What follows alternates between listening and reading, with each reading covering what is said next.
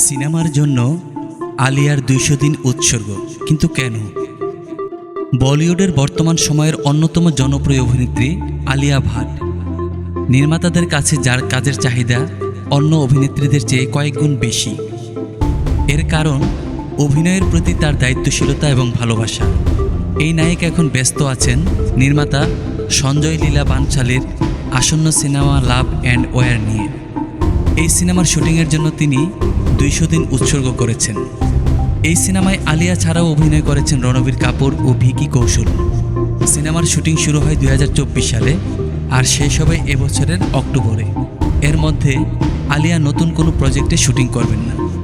তার এমন সিদ্ধান্ত নজর কেড়েছে নির্মাতাদের। কাজের প্রতি তার এমন ভালোবাসার ফল হিসাবে আলিয়ার জন্য আরও একটি সিনেমার অভিনয়ের অফার এসেছে।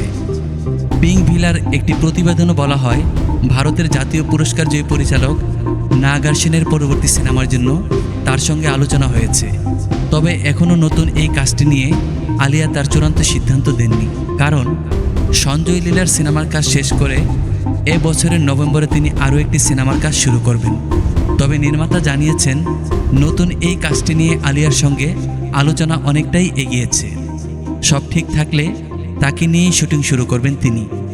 আলিয়া ভাটকে সর্বশেষ দেখা গেছে করণ জোহরের জিগরা সিনেমায়। অ্যাকশন থ্রিলার এই সিনেমাটি বক্স অফিসে খুব একটা সুবিধা করতে পারেনি। তবে নিজের পরবর্তী প্রজেক্টগুলো নিয়ে আশাবাদী এই চিত্রনায়িকা।